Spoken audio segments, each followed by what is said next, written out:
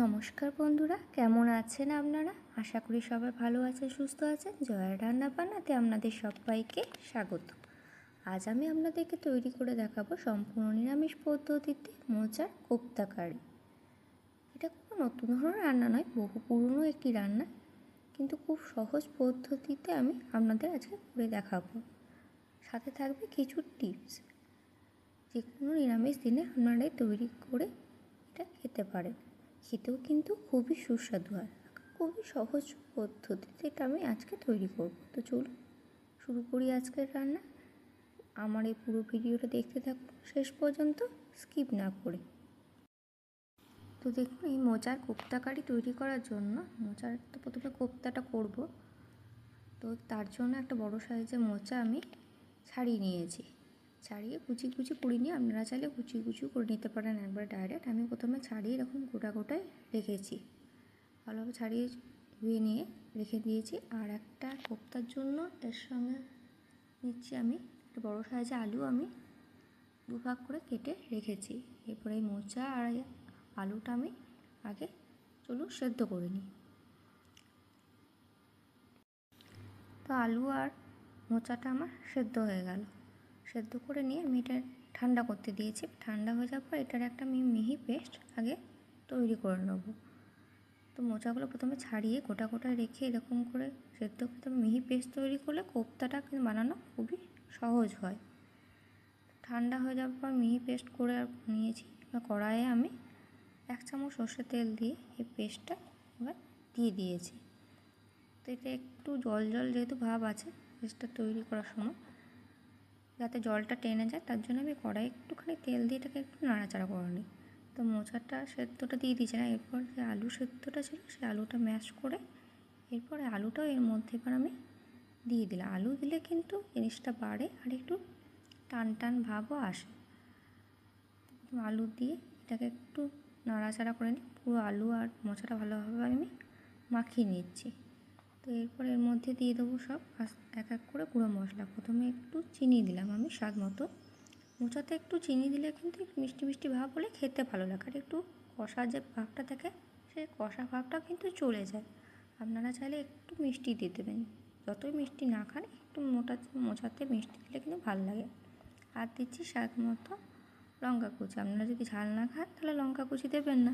বাড়িতে ছোট বাচ্চা থাকলেও ঝাল দেওয়ার তখন সেক্ষেত্রে দরকার নেই। আর দিচ্ছি এটাতে রোস্টেড ভাজা মশলা। ভাজা মশলাটা আমি কীভাবে তৈরি করেছি ঘরে সেটা আমি আমার ডেসক্রিপশন বক্সে দিয়ে দিয়েছি, আপনারা চাইলে একটু চেক করে নিতে পারেন। আর দিচ্ছি 1 টেবিল স্পুন কর্নফ্লাওয়ার, আর দিচ্ছি 1 টেবিল স্পুন বেসন। বেসন আর কর্নফ্লাওয়ার দিলে যে জলটা থাকে সেই জলটাও টেনে যায়। একটু ভালোভাবে একটু মাখিয়ে নিলাম। আপনারা আলাদা করেও মাখাতে পারেন, তবে কড়াইয়ে দিয়ে বেসনটা একবারে নাড়াচাড়া করে যদি এরকম নেন তাহলে বেসনের যে একটা গন্ধ ওঠে না, সেই গন্ধটা কিন্তু চলে যায়। তো দেখুন পুরো কোপ্তা একদম রেডি হয়ে গেছে। কোপ্তা হওয়ার জন্য কতটা টান টান হয়ে গেছে না। তো এটা ঠান্ডা করে তো চলুন কোপ্তাগুলো এবার তৈরি করে নিই। তো দেখুন আমার সব কোপ্তাগুলো তৈরি হয়ে গেল। এরকম গোল গোল শেপে আমি কোপ্তাগুলো তৈরি করেছি। আপনারা চাইলে যে কোনো শেপে তৈরি করে নিতে পারেন। কোপ্তা করা হয়ে গেছে, কোপ্তা তো রেডি। এবার কোপ্তার গ্রেভিটা তৈরি করার জন্য আমার একটা মশলার দরকার হবে। তার জন্য আমি নিয়ে নিচ্ছি একটা বড় সাইজের টমেটোকে এরকম করে কুচি করে কেটে নিয়েছি। নিচ্ছি 3 পিস কাঁচা লঙ্কা আর কয়েকটা কাজু বাদাম। আপনারা যেমন ঝাল খাবেন তেমনি লঙ্কা দেবেন। তো চলুন এটার একটা আমি মিহি পেস্ট আগে তৈরি করে নিই। আর বড়াগুলো, যে কোপ্তা রাখা যে মোচার বড়াগুলো তৈরি করেছি সেগুলো ভেজে নিই।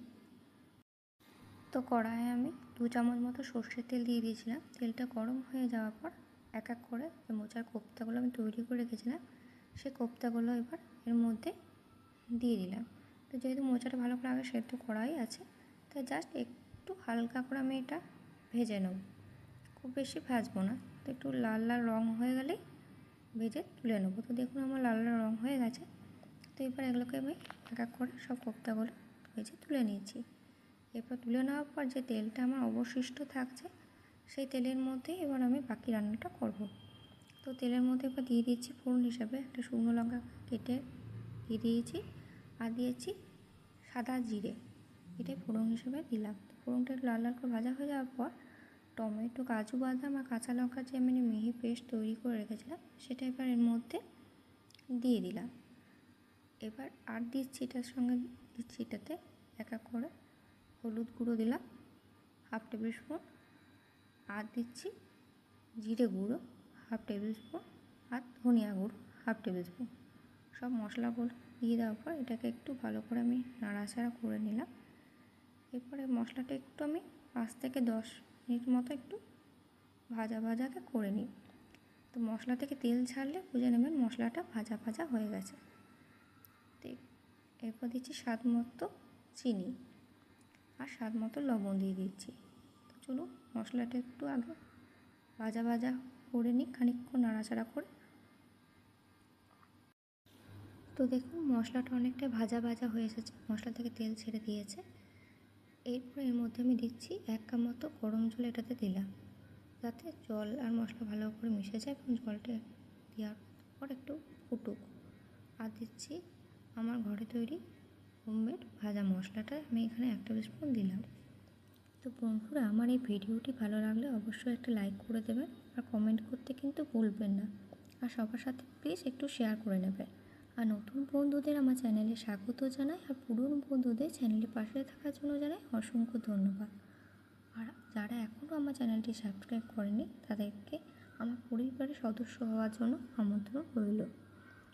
তো এটা একটু ফুটুক ঝোলটা, যেহেতু বড়াগুলো দেওয়ার পর কিন্তু জলটা অনেকটাই টেনে যাবে, তাই একটু আমি জল দিয়ে এটাকে একটু ফুটতে দিলাম। খুব বেশি টান টান করবো না, একটু গ্রেভিটা একটু ঝোল ঝোল আমি রাখবো, তার জন্য আমি 1 কাপ গরম জল দিলাম। তো বন্ধুরা, মোচার কোপ্তা করে আমার মতো করে একবার বাড়িতে আপনারা তৈরি করবেন, আশা করি আপনাদেরও খেতে কিন্তু খুব ভালো লাগবে। তো দেখুন ঝোলটা অনেকটা টেনে গেছে, গ্রেভিটা টান টান হয়ে এসেছে। এবার গ্যাসের ফ্লেমটা আমি অফ করে দিয়েছি। এরপর উপর থেকে দিয়ে দিলাম রোস্টেড কাসুরি মেথি। এরপর দিচ্ছি এটাতে আমি একটু বাটার, আপনারা চাইলে ঘিও দিতে পারেন। আর নিরামিষ মোচার তরকারিতে একটু ঘি দিলে কিন্তু খেতে অন্যরকমই লাগে, ভালো টেস্ট হয়ে যায়।